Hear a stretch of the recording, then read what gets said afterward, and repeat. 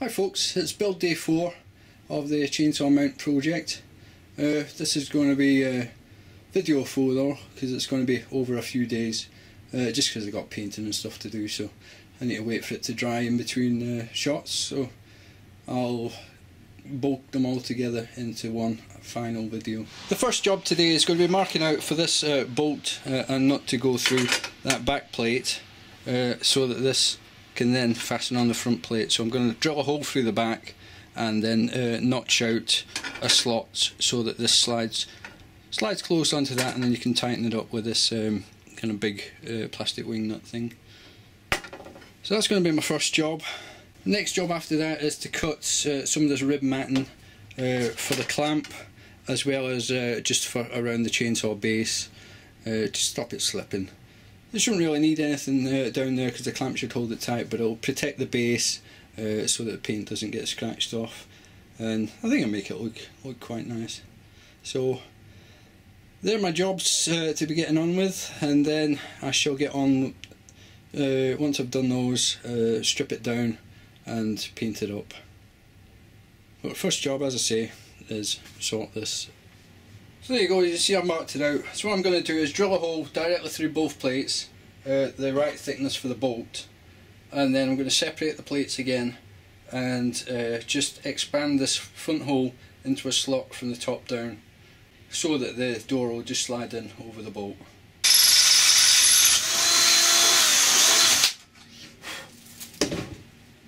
Right, so that's it drilled to accept the bolt.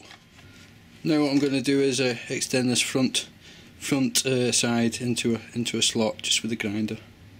To cut the slot, I'm going to use the grinding disc on the Dremel, simply because it's a bit more accurate than the bigger grinder, less likely to slip with it, and this is quite a critical piece that's going to be really obvious if you mess it up. So I'll take my time and do it with the Dremel.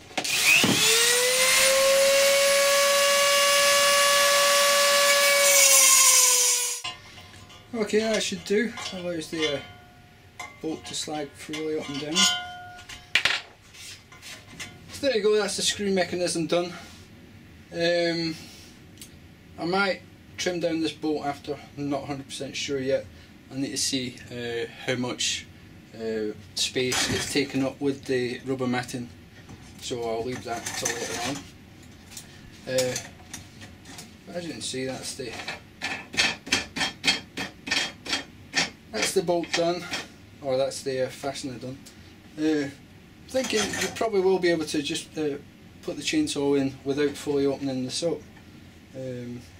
taking it off, but obviously if you need to take it off you can do, and then it would just shut back up like that. I got this plastic nut thing off an old lawnmower. There'd been a bit that had fell off. It didn't need to be an adjuster bit, so I've replaced that with just a nylock nut a while back. So I found this in my junk drawer. I thought I could utilise it for this. Be quite good. Right, so next step is just to sand down everything and take any other corners off. You see I've marked on the corners here. I just want to radius these a bit more, so I shall do that now, and then just get everything else just sanded down, check there's no sharp corners, and prepare for paint.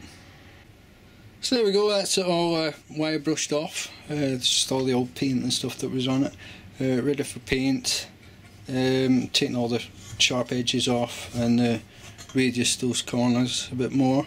So next step is just to cut the rubber matting I'm using just for extra grip.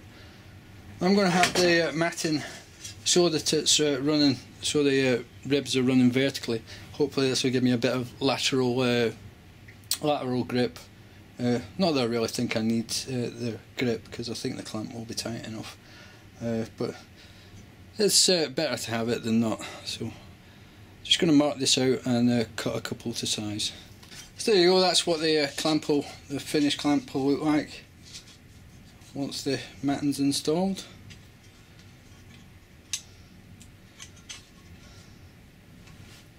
Obviously it's going to be glued down, not just sitting loose like that. But yeah, that's that part done. So the next step's just to do a mock-up, check everything fits where it's supposed to, check if anything needs added. I've still to add the extra tie downs that I wanted to add, but I need the chainsaw in place to do that as well. So I'll do that, mock it up, and then I have to do the mat for underneath the saw as well. So I'll get that done and marked out for the other tie downs that I wanted to put on. So there it is, that's it all finished up, just to get painted now. So you see I put the extra tie downs on, the clamps there, it's looking pretty good. I got the mat, just cut it roughly to shape, just looks quite good like that I think. But yeah, that's it, all ready to go, paint, and then just glue the mats down and then just mount it on the bike and it will be finished. Right, now to paint. As you can see I've already actually been painting, but there's not much on the metal here. That's because in my ultimate wisdom I didn't know that to paint galvanised stuff or zinc plated stuff you have to use a special primer. I just used the black hammerite and sprayed directly onto the metal, and it promptly just peeled, well, didn't even peel off, it didn't even get that far. It just ran clean off the stuff and just didn't bond to the surface at all. So I've just give that a quick wipe down with a cloth just to kind of even it out. So I had to wait a few days for the special metals primer to come in, which will hopefully make my paint stick to the metal this time rather than just run clean off it. So as you can see down there, primed galvanised metal. So hopefully that will work. Unfortunately this is brush paint, I didn't really want to brush this, but hopefully I can get a flat enough surface that won't show brush marks, and then I'll use what's left in this can. I actually wasted half a can by spraying it without the primer on it, which is a bit of a mess up, but hopefully I'll have enough left in this to finish the project off. So that's what I'm going to get on with today. I'll just get on and put on a coat of primer. Well, that's one coat of manly pink. Hopefully this will dry on okay, and then I'm just going to flip that over and do the other side once it's dry, because it didn't like really being painted on an angle hanging up, so I'll just paint it on the flat. Okay, that's the primer all done. It's looking not bad. So now I'm just going to get on with the black hammerite spray. Okay, that's all the painting done. I ended up just brush painting it with the hammerite. The spray didn't go on too well, so I just used, you see anything on that, just the black hammerite. So it's not as smooth as I would have liked it to be. Obviously that's still to dry in, but there's a few runs and stuff, but for this application it's not going to be a big deal. Obviously I would have liked it smooth, but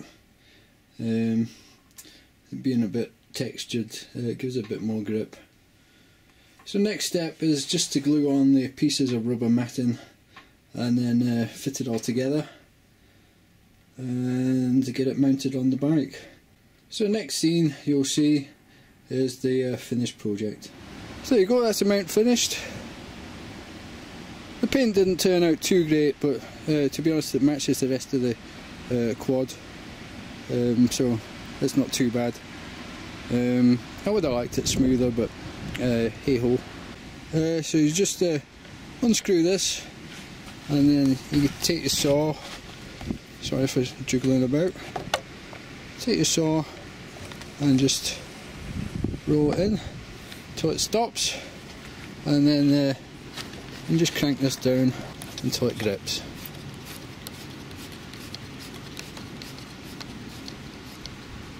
So there you go, that's nice and gripped. And then just to protect you whilst you're driving, got one of these sheaths and drilled a hole in it and just put one of these little bungee things on it. So that just slides over there, and then the ball just clips around the handle. Just like that. And then that's held on pretty securely. So that's how it looks. Next up, I'm just going to take it for a quick drive and we'll test it out, check how solidly it's mounted. So I'll take you along with me on that, and then we'll get this video made and uploaded.